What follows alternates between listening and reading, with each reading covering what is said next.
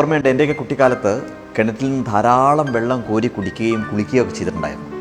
അന്ന് അച്ഛൻ പറയുമായിരുന്നു, കുട്ടിയെ ഇങ്ങനെ വെള്ളം നശിപ്പിച്ച് കളയരുതെന്ന് പറയുമായിരുന്നു. പക്ഷേ അന്ന് അതിൻ്റെ ഒരു സീരിയസ്നെസ് എന്താണെന്നുള്ളത് മനസ്സിലാക്കിയിട്ടുണ്ടായിരുന്നില്ല. പക്ഷേ വർഷങ്ങളായി നമ്മുടെ ഭാരതത്തിൽ എനിക്ക് തോന്നുന്നു ബിസ്ലേരിയാണ് ആദ്യമായിട്ട് ബോംബെയിൽ ഒരു ഇറ്റാലിയൻ കമ്പനിയായിട്ട് കൊളാബറേറ്റ് ചെയ്തിട്ട് ആദ്യത്തെ ഒരു കമ്പനി തുടങ്ങുന്നത്, മിനറൽ വാട്ടർ ബോട്ടിലിൻ്റെ ഒരു കമ്പനി തുടങ്ങുന്നത്. അതിനുശേഷം പിന്നെ കുപ്പിവെള്ളമായി. ഇന്ന് നമ്മൾ പണം കൊടുത്ത് കുപ്പിവെള്ളം വാങ്ങിച്ച് കഴിക്കുന്നു.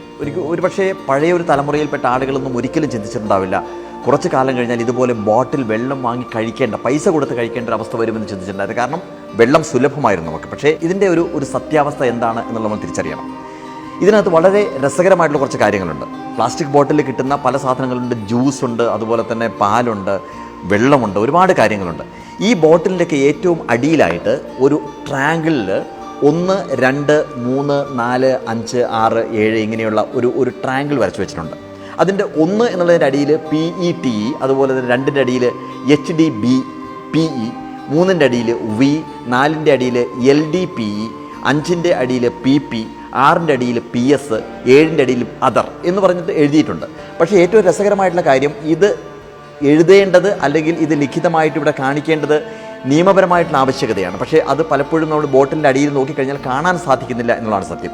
ഇതിനകത്ത് ഓരോ നമ്പറിനും 1 മുതൽ 7 വരെ ഉപയോഗിക്കുന്ന ഓരോ നമ്പറിനും ഈ ബോട്ടിൽ റീസൈക്കിൾ ചെയ്യേണ്ട ഒരു കൃത്യമായിട്ടുള്ള ഒരു ബോധം ഉണ്ടാക്കുക എന്നുള്ളതാണ് ആവശ്യക്കാരൻ, ഉപഭോക്താവിന് ഒരു ബോധം ഉണ്ടാക്കുക എന്നുള്ളതാണ് ഏറ്റവും പ്രധാനപ്പെട്ട കാര്യം.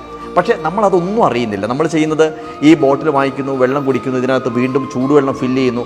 പക്ഷേ ഈ ചൂടുവെള്ളം ഫില്ല് ചെയ്യുന്ന സമയത്ത് അല്ലെങ്കിൽ ചൂടത്ത് മിനറൽ വാട്ടർ ഇരിക്കുന്ന സമയത്ത് ഇതിനൊരു വലിയ കെമിക്കൽ റിയാക്ഷൻ നടക്കുന്നുണ്ട്. അതിലൂടെ മാരകമായിട്ടുള്ള അസുഖങ്ങൾ നമ്മൾ വിളിച്ചു വരുത്തുകയാണ് ചെയ്യുന്നത്.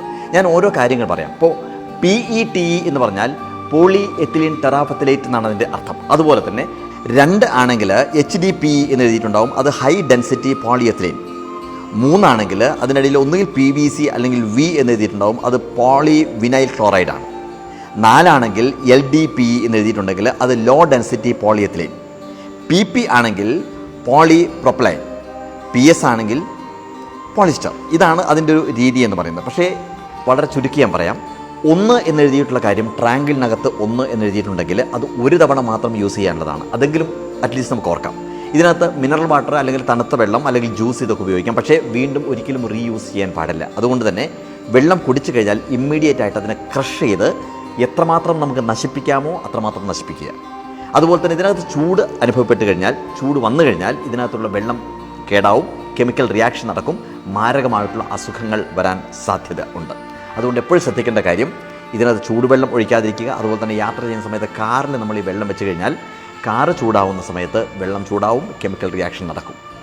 ഒരിക്കലും ഏതെങ്കിലും ചൂട് വരുന്ന അവസരത്തിൽ ഒരിക്കലും മിനറൽ വാട്ടർ നമ്മൾ യൂസ് ചെയ്ത് ഒരു കടയിൽ നിന്ന് വാങ്ങിക്കുന്ന സമയത്ത് അത് ചൂടാവുന്ന സ്ഥലത്താണ് ഇരിക്കുന്നുണ്ടെങ്കിൽ ഒരിക്കലും വാങ്ങിച്ച് കഴിക്കരുത്. ആ കാര്യം കൂടി ശ്രദ്ധിക്കുക. ഒരു കാര്യം കൂടി പറയട്ടെ, നമുക്ക് ഏറ്റവും നല്ലത്, ഇതിനേക്കാൾ എത്രയോ നല്ലത്, സേഫ് ആയിട്ടുള്ളത് ചൂടുവെള്ളമാണ്. അതുകൊണ്ടൊരു ഹോട്ടലിൽ, എത്ര സ്റ്റാർ ഹോട്ടലാണെങ്കിൽ പോലും നിങ്ങൾ കയറി കഴിഞ്ഞാൽ അവിടെ മിനറൽ വാട്ടർ കൊണ്ടുവയ്ക്കുന്ന സമയത്ത് ആവശ്യപ്പെടാം, തിളപ്പിച്ചാറിയ വെള്ളം മതി എന്നുള്ള കാര്യം. അതുകൊണ്ട് അങ്ങനെ വെള്ളം കുടിച്ച് ശീലിക്കുക. എന്തായാലും ഈ കാര്യം നിങ്ങളോട് മാത്രമല്ല എല്ലാവരോടും പറയുവാൻ വേണ്ടിയിട്ടാണ് ഞാൻ വന്നത്. Thank you so much.